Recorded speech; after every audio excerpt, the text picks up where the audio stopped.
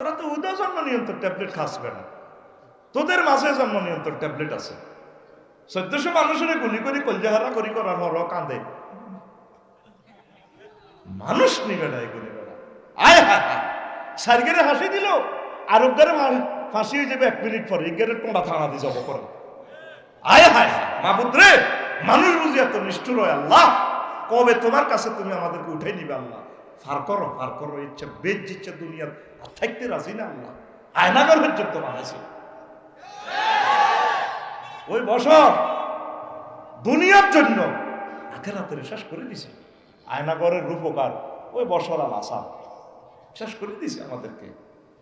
পৃথিবীর পাকা হচ্ছে মিশর আর সিরিয়া, শেষ তো দুটা রাষ্ট্র, আর পৃথিবী শুধু ধ্বংসের দ্বার প্রান্তে। প্রিয় বন্ধুরা, তো আমি আর ট্যাক্স দেন বাদশাহুল কারনাইন প্রধান সেনাপতি ওয়াকারুজ্জামান সাহেবের বাড়ি যাওয়া করে নাকি দেখেছে সেখানে আসানক কাজ কারবার, বেচা কিনা নাই, টাকা নাই। তারা কেউ গরুর গোস্ত খায় না, কোনো প্রাণী খায় না, শাকসবজি খায়। বাড়ির সামনে তাদের গর্ত, কবর। লক্ষ্মীপুর সমনি যাইবার আগে তেমনই যাইবার আগে তারা কবর নামাজ পড়ে। আবার তেমনই থেকে জুমুর থেকে আসি, কবর 2 রাকাত নামাজ পড়ে ঘরে ঢোকে, গেটের মধ্যে কবর। চিরি কি এক আসানক ব্যাপার।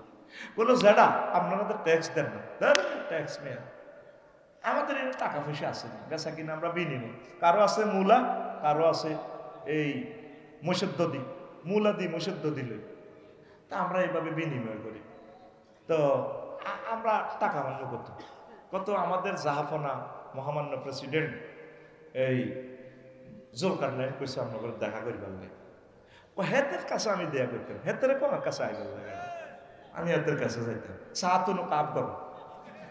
এবার প্রধান সেনাপতি যাই গেল বাদশাহুল কারনাইন, শেষ আমাদের ক্ষমতা, আমরা সারা পৃথিবী সর করতেন, শেষ তো আমি কি হয়েছে বুড়িগা, লক্ষ্মীপুরের বুড়িগা কি কয় আপনাকে, এই পৃথিবীর উত্তরের অংশের রাশিয়ার দিকে, হেতের দরকার, হেতেরে আইতো আইকা যাইতাম, ঠিকই কইছে বুড়িগা, ঠিকই কইছে, আরো আমার দরকার। এবার বাদশাহুল কারনাইন পৃথিবীর উত্তর অংশের এই নেতার কাছে আসলেন, বড় ভাইয়ের কাছে আসলেন, সালাম কালাম হইল, দেখে যে রিপোর্ট যা দিয়েছে গোয়েন্দা সব হুবহু সত্য। এরপরে কয়, ও প্রিয় বুড়া মানুষ, আপনাদেরকে অনেক ভালোবেসেছে, আপনারা নামাজ কেন পড়েন, বাড়ির সামনে কেন কবর? আমরা যাতে দুনিয়ার কথা কিছুটা কম মনে রাখি, আখেরাতকে স্মরণ রাখার জন্য বাড়ির সামনে কবর, ফুলের বাগান নেই, আমরা এখানে কবরে নামাজ পড়ি, মাওলার কথা স্মরণ রাখি। আমাদের এখানে টাকা পয়সা নাই, তাইলে আপনারা গোস্ত টোস্ত কেন খান না?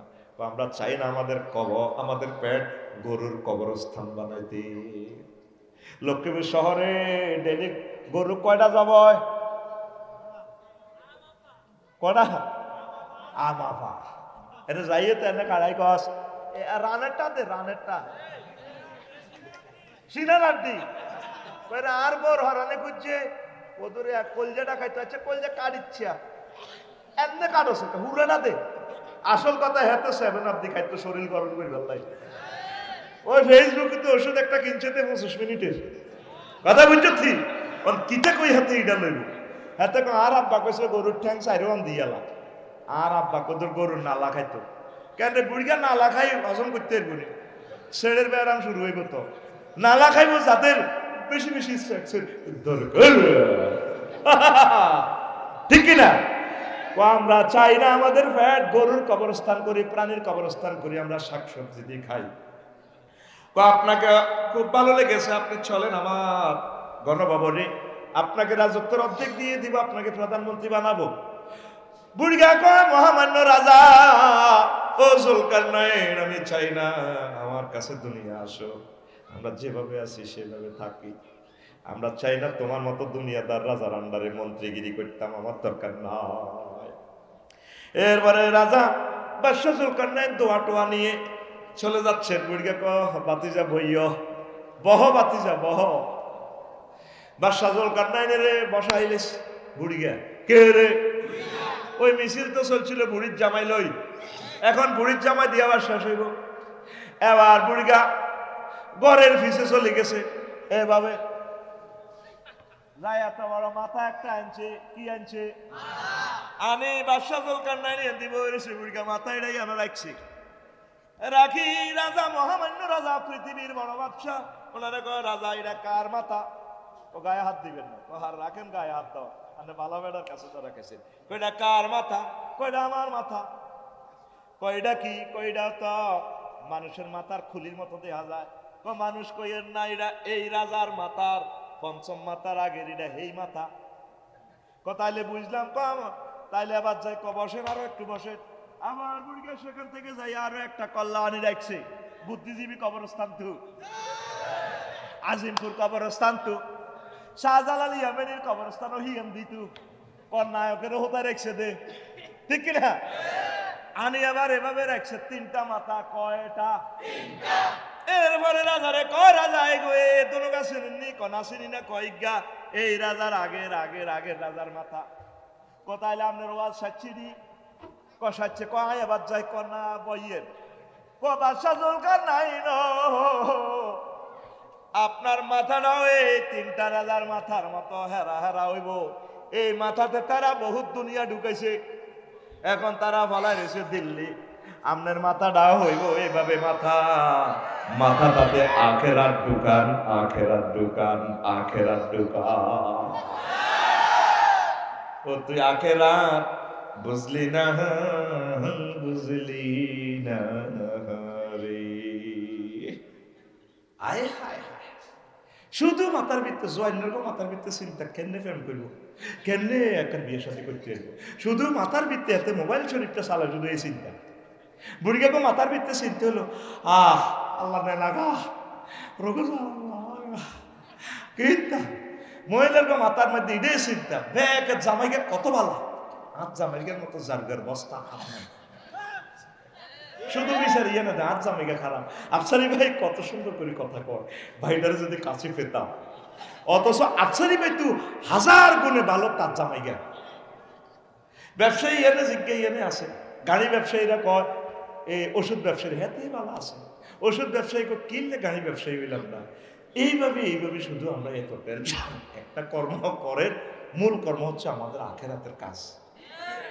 বাল তুসিরুনাল হায়াতাদ দুনিয়া ওয়াল আখিরাতু খায়রুম ওয়া আবকা। ও কলেজার টুকরা না, আরো একটু মজার কথা বলি। আল্লাহু আকবার। লোকমান হাকিম তার হুতের হুতরে হুত, দুনিয়ার আখেরাত হচ্ছে ফুলের মতো, একটা সেতুর মতো, এপারে দুনিয়া হেপারে আখেরাত। মধ্যখানে যে সেতু ব্রিজটা দেখছ, পদ্মা সেতু, এই সেতুটা হচ্ছে হায়াত। এই সেতুর উপরে 6 তলা 10 তলা বিল্ডিং করিস না। এই বিল্ডিং পোলের উপর বিল্ডিং করলে এতে মানুষের পাগল কইব। হাক্কার উপরে ব্রিজ করলে, গড় করলে, সাঁকুর উপরে গড় করলে তারে কি কইব। এই জন্য সাহাবায়ে কেরাম 1 টাকা দিয়ে তারা একটা পায়খানাও নির্মাণ করে না, গর্ত দূরের কথা। আজ আমরা পরিবারের মায়া, দুনিয়ার মায়া, মরিচিকার হাতছানিতে প্রলুব্ধ হয়ে বেসামাল গতিতে ছুটতে চলতে গিয়ে এইভাবে দুনিয়ায় আমরা বাড়াইতেছি 6 তলা করছি। এরপরে কয় না লিফট হইলে ভালো হয়, 40 লাখ টাকা দিয়ে আনছি লিফট, লিফট তো এবার আমরা চালাইতে পারি না। আগে বিদ্যুৎ মিস্ত্রি সবুজ রেডি কাম হইতো না, অন লিফটের ইঞ্জিনিয়ার লাগবো, ইঞ্জিনিয়ারের লাই 7 তলা, তারপরে কি লাগবো 7 তলা, তারপরে 7 তলা চালানো আর 7 লক্ষ টাকা দিয়ে একটা জেনারেটর লাগবো যাতে 24 ঘন্টা চলে। জেনারেটর লাগলে বিদেশ তো ইঞ্জিন কিনতে হইব, তেল লইতে হইব, ড্রাম লইতে হইব, তারপরে গ্যারেজের লগে সংযোগ রাখতে হইব, ইলেকট্রিক মিস্ত্রি লইতে হইব। মানে দুনিয়া হাঁদাইছে সিয়ন করি, এতে খালি বাড়তে আছে বাড়তে আছে বাড়তে আছে। 3টা চাহিদা আমাদের বেশি দরকার। দেখেন ইমাম গাজালি যুক্তি দিছে, দুনিয়া দেখেন কত ছোট, অন্ন বাস্য বাসস্থান। তো এই 3টা ছাড়া তো চলতে যেতেন না। ভাত না খাইলে জিগির করবেন কেন? তাহলে ভাত খাইতে হইলে রোয়া রইতে হইব, রোয়া রইতে হইলে কি করতে হইব? কামারের কাছে যাইতে হইব, হাতে নাঙ্গলের হাল বানাইব। তারপরে কাঠমিস্ত্রির কাছে যাইতে হইব, হাতে নাঙ্গলের জুমাল বানাই দিব। এবার হাতের আয় দিম ধান, হাতে দিব আর নাঙ্গল। এবার ঘর কদ্দুর বানাইতে হইলে তারপরে কি করতে হইব? কাঠ লাগবে, রড লাগবে। তো রড হলারা তো এমনি রড নিত না বিনিময়, তাইলে টাকা বানাইতে হইব। মাগো টাকা বানাইতে হইলে টাকসার লাগবে। টাকারে হরা দিবে লক্ষ্মীপুর প্রতিটি ব্যাংক দল দল ব্যাংকের ম্যানেজাররা আছে এইভাবে টেয়া করব, ঠিক কিনা? এটা করে সেফটি দিবে পুলিশ বিভাগ লাগবে। ওমা পুলিশ বিভাগের কন্ট্রোলের লাই সেনাবাহিনী লাগবো। মাগো তা করে কন্ট্রোলের লাই লাগবো কি একটা রাষ্ট্র গঠন, রাষ্ট্র গঠনের লাই লাগবো কি নেতা, কি নেতা। এই নেতা করলে লাগবো কর্মীরা। দেখছি নি বার এসে হাতে তিনটা লোক, অন্ন বস্ত্র বাসস্থান। কারণ আপনার বিনিময় তো চলতে হবে, কারণ আপনার কাছে আছে কচু লতি, আপনি করবেন বিল্ডিং লক্ষ্মীপুর 4 নম্বর ওয়ার্ডে শারমিন বাবিল্লে। এবার আপনি বিএসআরএম কোম্পানির যাইয়ে নাকি কচু দিবেন, হাতে আপনার রড দিব, আপনি কচু দিবেন। রড কোম্পানি আপনার রড করে দিব, আপনি তারা কচু করে দিবেন। কোন ব্যাংকের ভিতরে না বস্তার ভিতরে আপনি দিবেন, তারা কচু হাতে দিবে রড। ও মা গো আচ্ছা রড এনে আনতে 60 ফুট গাড়ি লেবার 15 জন শাসাইতে শাসাইতে আজ্জা জুমার নামাজ কোন রকম হচ্ছি লেজে দিয়ে যায় দচ্ছি। আর বলে কই তুই আর উপরে তেল উড়ে সাইড আই অন হতে কোয়াজ কই বাড়ি করিচ্ছা বাড়ি করিচ্ছা বাড়া থাক বাড়া থাক।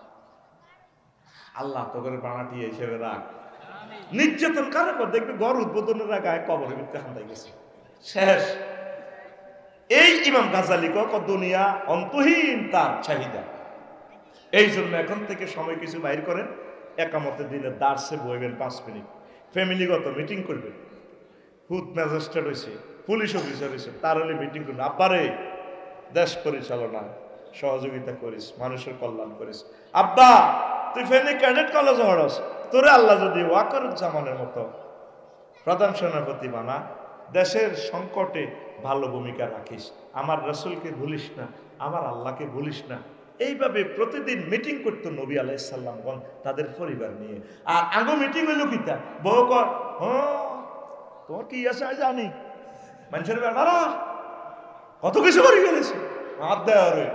ছোট ব্যবসা করতে 3 তালা এই অটোর দোকানদারিতে মহিলারা লো আছে কত খালি ঘুরে ঘুরে গাছ। এই অটো একবার চালাইলে হতো আর 1.5 হয়। আর বারবার তো জান লাগে, এদিন অটো ভাড়া শামসুরি দিছে 300 টাকা। মাইয়াকে স্কুলে যেতে 20 টাকা ভাড়া, কি দরকার তুই এখান কি দিয়ে বাজার করতে তাড়াও জান লাগে। এইসব হাম দিই হেতিরা অটো ধরা দিছে।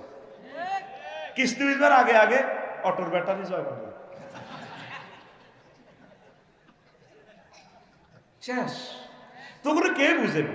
অটোর বিরুদ্ধে কইলে সিএনজি ওলা খুশি, সিএনজির বিরুদ্ধে কইলে অটোওয়ালা খুশি।